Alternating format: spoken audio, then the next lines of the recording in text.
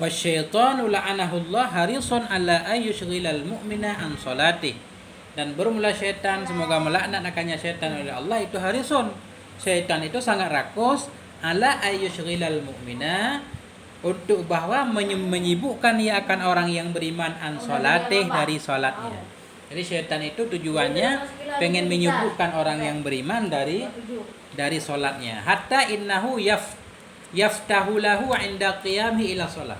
Hingga bahwa sungguhnya syaitan itu yuftihalahu, membuka ia baginya seseorang, inda qiyamihi, ketika berdirinya seseorang kepada salat, abwaban minal hawaiji, akan berbagai macam pintu-pintu dari segala kebutuhan-kebutuhan, wa yuzakkiruhu asya'a, mengingatkan ya setan akannya seseorang tadi, asya'a, akan perkara-perkara, minal umuril lati, daripada perkara-perkara allati tuhimmuhu, yang membuat gundah ianya perkara akannya si mukmin fi dunyahu, dalam dunianya, lam takun lahu, yang tidak ada ianya perkara baginya si mukmin qabla salati, sebelum salat, ala balin, itu sabit di dalam hatinya.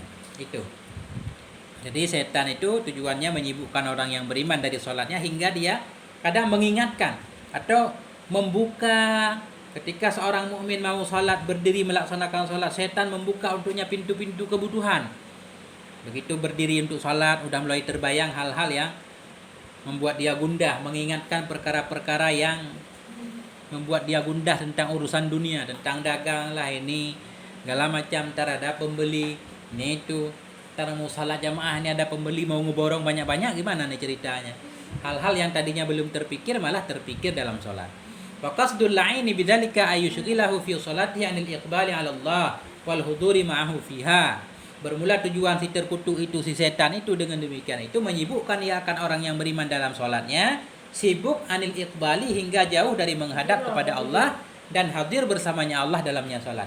Jadi tujuan setan itu supaya kita lalai dalam sholat, bukannya menghadap Allah dalam sholat, tapi malah menghadap yang lain. Karena yang disebut menghadap itu menghadap dengan hati. Ketika yang kita pikirkan itu siapa, itulah yang kita hadap.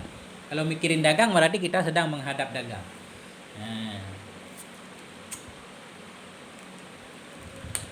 Wa idza lam yahsul lahu dzalika fatahul iqbalu minallah.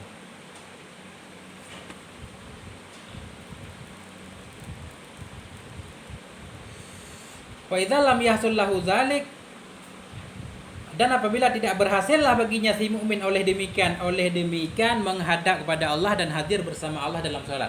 Hadir bersama Allah dalam salat maksudnya kita memikirkan apa yang kita baca. Wa idza lam yahsul lahu dzalik, bila tidak berhasillah bagi si mukmin oleh demikian, fatahu, niscaya luput akannya si mukmin oleh menghadap dari Allah. Nah,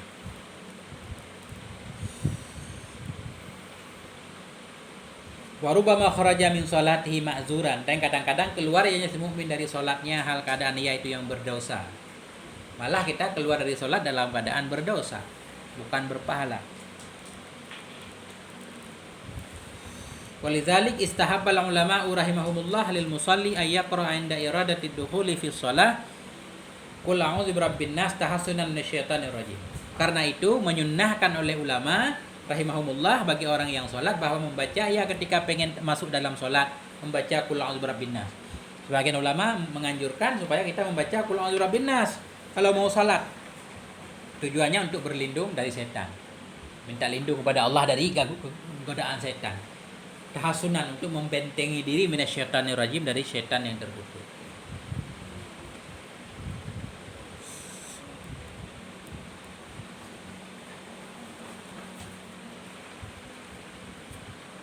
Ini penting nih, ini sering kita kerjakan di langganan.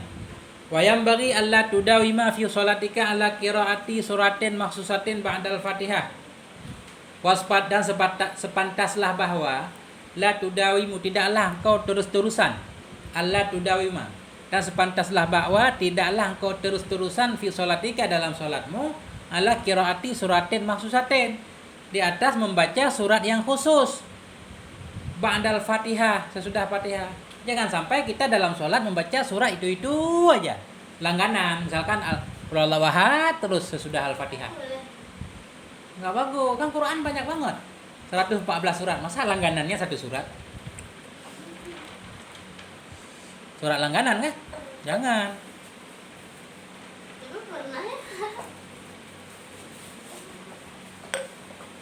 Kita mah bukan pernah lagi, nggak baca surah aja pernah, Lah, iya.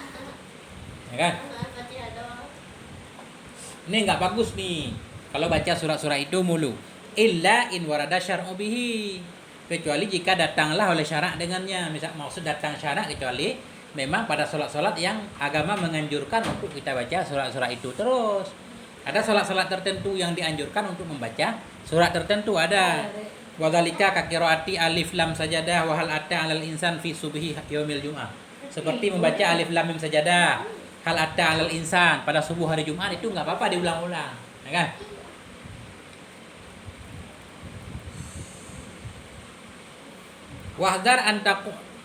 Wahzar antudawima fi sholatika ala qiraati suwaril qasirati kal kafirun wal ikhlas wal muawwidzatain.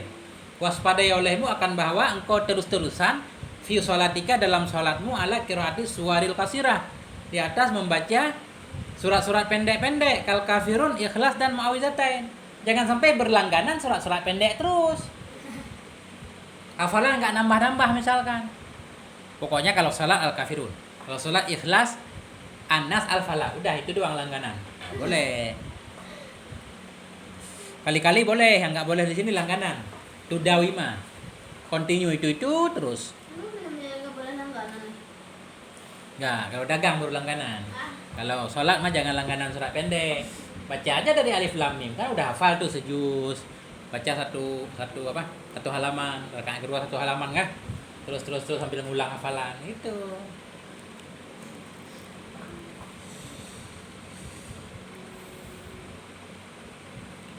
Kan katanya kalau jadi imam dianjurkan untuk ringan sholatnya ya. Gimana maksud ringan ini ada? Wa in kunta imaman, jika adalah engkau itu imam, jika adik seorang imam. Fal masiru ila takfifil mandubi ilaihil imamu ila hadisi Mu'ad radhiyallahu anhu wa huwa annahu amma qauman fatala alaihim jiddan fasyakahu rajulun minhum ila Rasulillah sallallahu alaihi wasallam. Gini, jika adalah engkau itu seorang imam, fal masiru ila takhfif, maka bermula yang menjadi pegangan untuk takhfif, untuk keringanan yang dianjurkan kepadanya akan imam itu kepada hadis Mu'ad radhiyallahu anhu. Jadi kalau kita jadi imam, kan kita harus meringankan. Yang menjadi pedoman kita ringan tidaknya sholat kita, lihat kepada hadis Mu'ad bin Jabal. Ada hadis Mu'ad cerita tentang beliau jadi imam. Wahwa annahu, dianya hadis itu annahu, bahwa sungguhnya Mu'ad amma qauman. Jadi Mu'ad bin Jabal itu mengimami satu kaum jadi imam. Fatala alaihim jiddan, memanjangkannya beliau kepada mereka akan jiddan, benar-benar panjang. Lama banget sholatnya. Fasyakahu rajulun minhum, maka mengadu akannya Mu'ad oleh seorang laki-laki dari mereka kepada Rasulullah.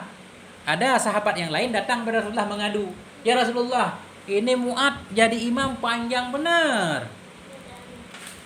Faqala lahu alaihi salatu wasalam.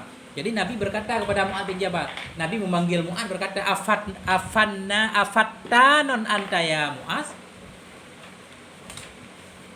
Afattanon anta ya Mu'ad.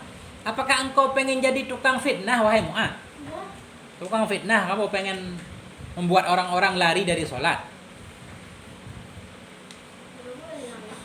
Ya Mu'az, ya kata Nabi, Iqra bisabbihil a'la, baca olehmu dengan sabbihil a'la wasyamsi wa duhaha wal laili idza yaghsha. Nah, itu kata Nabi. Jadi jangan yang pendek-pendek banget, jangan yang panjang banget. Jadi membaca sabbihis wasyamsi wal laili itu udah dianggap sedang, ringan. Jadi imam itu bacanya. Wa man nadhara fi kutubil athari arafa ma qulna. Bermula siman yang memperhatikan ia dalam kitab-kitab asar, niscaya mengetahui ia akan apa yang kami katakan akannya. Jadi kalau kita banyak membaca kitab-kitab hadis, kita akan paham bagaimana sholatnya Rasulullah. Waqad ruwiya anna akhira sholatin shallaha Rasulullah sallallahu alaihi wasallam bin nasi sholatal maghrib qara'a fiha bil mursalati arfa. Wallahu yahdi may yasha ila siratal mustaqim. Ya, dan sungguh telah diriwayatkan bahwa sungguh akhir salat yang telah salat akannya oleh Rasulullah sallallahu alaihi wasallam dengan manusia yaitu salat maghrib. Jadi ternyata begini, salat terakhir yang Nabi lakukan bersama manusia menjadi imam yaitu salat maghrib. qara'a fiha bil mursalati urfa. Jadi Nabi membaca dalam sholat maghrib itu surat al-mursalat. Ya kan? Al-mursalat. Jadi sedang lah, nggak panjang, nggak pendek. Wallahu yahdi may yasha ila siratal mustaqim. Allah itu akan menunjuki siapa yang Allah kehendaki kepada jalan yang lurus. Kita mohon kepada Allah semoga kita mendapatkan petunjuk hidayah ke jalan yang lurus. Itu kita mohon kepada Allah. Nah, itulah pelajaran kita pada hari yang berbahagia ini, pada malam yang berbahagia ini. Semoga bermanfaat ya. Udah sampai di situ, ini agak panjang kalau kita lanjutkan, ada pasal selanjutnya. Nah, kan? Jadi subhanakallahumma bihamdik asyhadu an la ilaha illa anta astaghfiruka wa atubu ilaik. Sallallahu ala sayyidina Muhammad wa ala alihi wa sahbihi wa baraka wa sallam. Wabillahi taufiq wal hidayah. Wassalamualaikum warahmatullahi wabarakatuh.